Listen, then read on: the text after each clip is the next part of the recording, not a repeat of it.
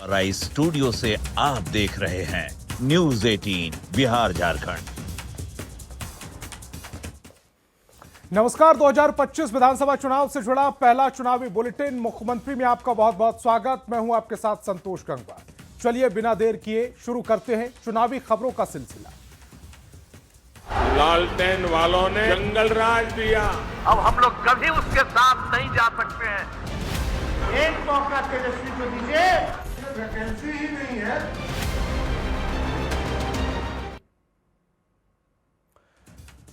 बिहार विधानसभा चुनाव में एनडीए की सुनामी के बाद नई सरकार के गठन को लेकर हलचल काफी तेज हो गई है। पटना से दिल्ली तक नई सरकार के स्वरूप पर चर्चा हो रही है।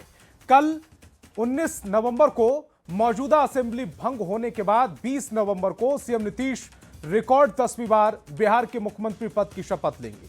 नीतीश सरकार का नया मंत्रिमंडल कैसा होगा, सीएम नीतीश अपनी नई कैबिनेट में किन चेहरों को जगह देंगे, इस पर कई तरह के कयास लगाए जा रहे हैं। क्या होगा नई एनडीए सरकार में मंत्रिमंडल का फॉर्मूला, समझाते हैं एक रिपोर्ट के जरिए।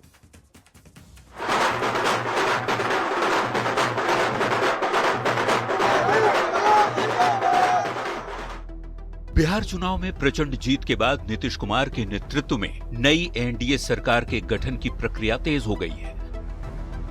20 नवंबर को नीतीश कुमार रिकॉर्ड 10वीं बार बिहार के मुख्यमंत्री पद की शपथ लेने जा रहे हैं। नई सरकार के गठन की उल्टी गिनती शुरू होते ही एनडीए खेमे में हलचल तेज हो गई है। मंगलवार को पटना से दिल्ली तक सत्ता समीकरण की तैयारियों को अंतिम रूप देने की कोशिश दिन भर देखने को मिली।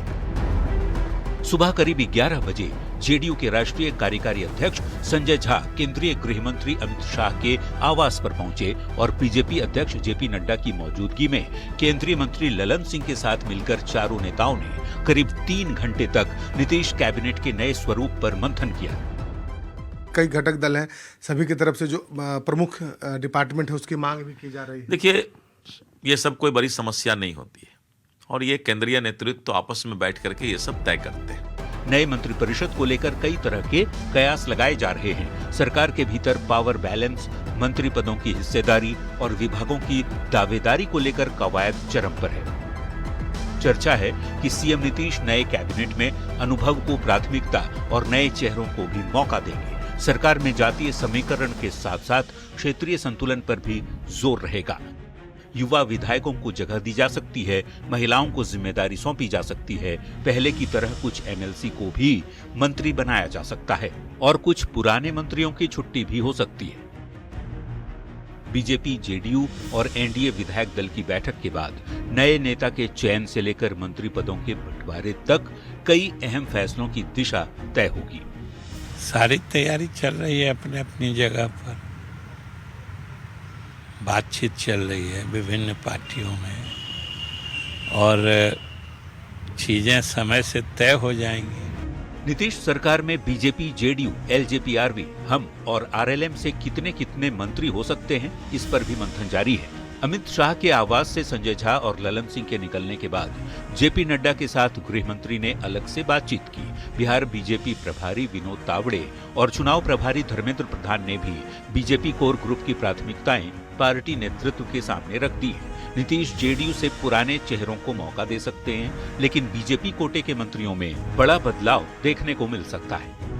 और दल का जो फैसला होता है हमें स्वीकार होता है, जाकर के उस पर खरा उतरने का प्रयास करते हैं जाकर के। तो जो भी पार्टी तय करती है हम पार्टी के साथ होते हैं। नीतीश मंत्रिमंडल का अंतिम स्वरूप क्या होगा, इसे लेकर अभी तक स्थिति स्पष्ट नहीं है। माना जा रहा है कि बीजेपी की लिस्ट चकित कर सकती है। पहले की तरह कुछ चौंकाने वाले चेहरे नीतीश कैबिनेट में शामिल हो सकते हैं, जबकि कुछ चर्चित चेहरे मंत्री सुख से वंचित हो सकते हैं। ऐसे में हर किसी की दिलचस्पी इस बात को जानने में है कि नीतीश कैबिनेट का फाइनल फॉर्मूला क्या होगा, जिससे अगले कुछ घंटों में पर्दा उठने वाला है। पटना संवाददाता शैलेंद्र कुमार और दिल्ली रिपोर्टर अमितेश सिंह के साथ ब्यूरो रिपोर्ट, न्यूज 18। बिहार विधानसभा चुनाव में जन स्वराज पार्टी को मिली शर्मनाक हार के बाद प्रशांत किशोर पहली बार मीडिया के सामने आए और पार्टी की करारी हार पर अपनी चुप्पी तोड़ी। पीके ने जन स्वराज की हार का जिम्मा लिया और बिहार की जनता से माफी भी मांगी। हालांकि जब पत्रकारों ने पीके को जेडीयू के 25 सीट आने पर राजनीति से संन्यास लेने वाले दावे की याद दिलाई तो पीके पलट गए। उन्होंने पत्रकारों के सामने एक नई शर्त रख दी। पीके ने कहा कि अगर सीएम नीतीश 1.5 करोड़ महिलाओं को 2-2 लाख रुपए देंगे तो मैं 6 महीने में राजनीति से संन्यास ले लूंगा। रिपोर्ट दिखाते हैं। अगर नीतीश कुमार ने, उनकी सरकार ने ये वोट खरीदा नहीं है, इनको 2-2 लाख रुपए दे दे, मैं बिल्कुल राजनीति से संन्यास ले लूंगा, उसमें कहीं कोई दिक्कत नहीं है।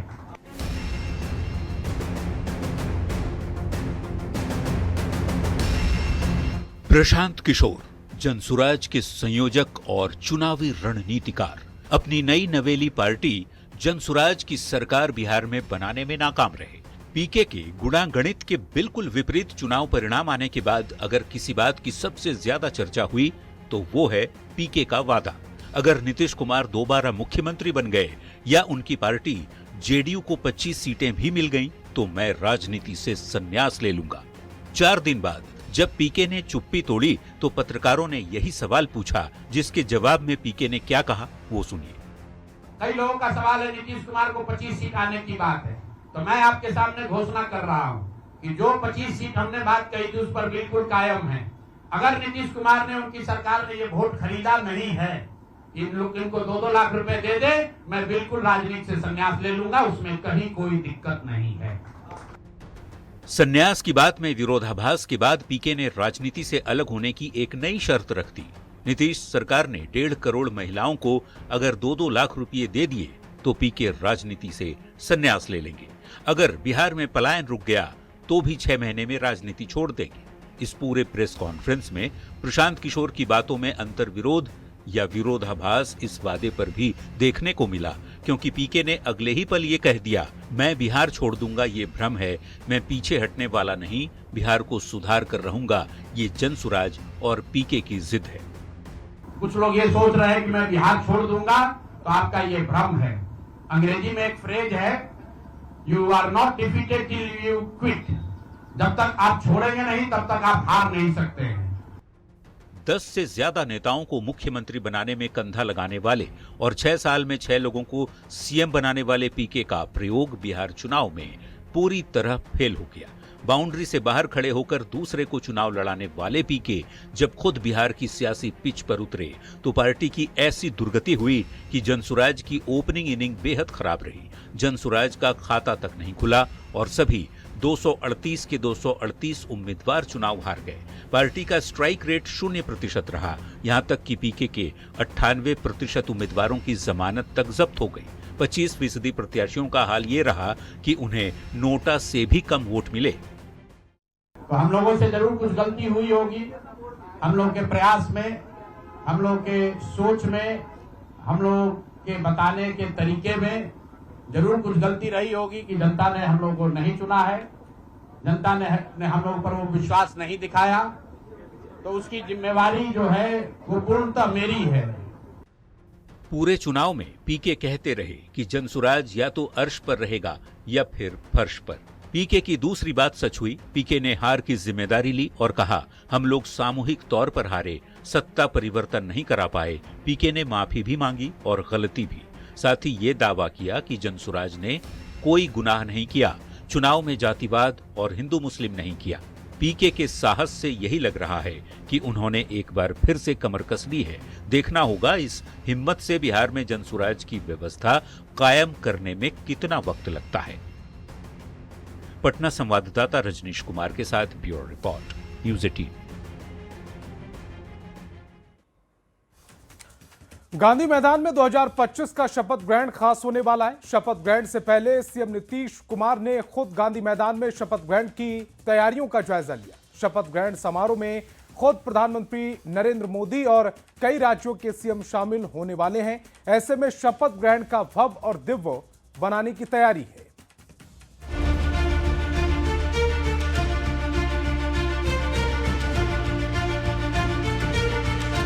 ये तस्वीरें बेहद खास हैं। ये तस्वीरें बहुत कुछ कह रही हैं। शपथ ग्रहण से पहले सीएम नीतीश कुमार ने खुद गांधी मैदान में शपथ ग्रहण की तैयारियों का जायजा लिया। मुख्यमंत्री ने गांधी मैदान में शपथ ग्रहण की तैयारी को बारीकी से देखा।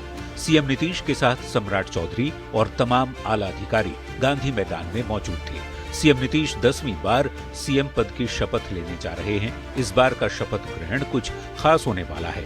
शपथ ग्रहण समारोह में खुद पीएम नरेंद्र मोदी और कई राज्यों के सीएम शामिल होने वाले हैं। ऐसे में मुख्यमंत्री खुद शपथ ग्रहण की तैयारियों का जायजा लेने पहुंच गए।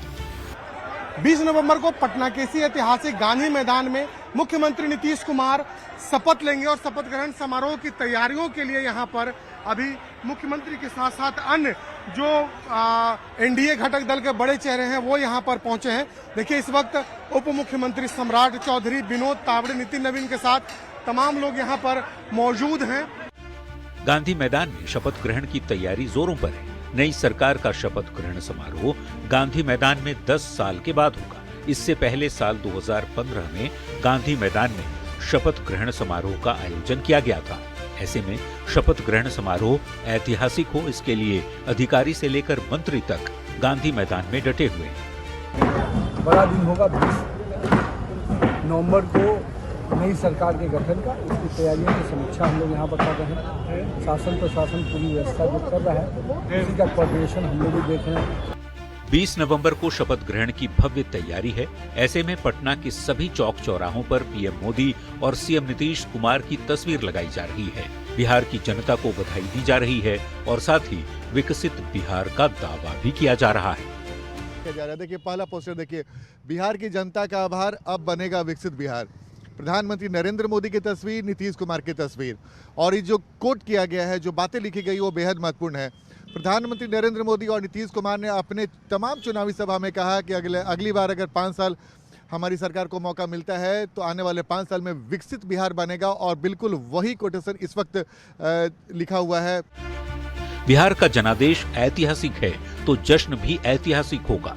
ऐसे में नई सरकार की शपथ के साक्षी बनने के लिए देश भर के एनडीए के तमाम दिग्गज नेताओं को न्योता भेजा जा रहा है।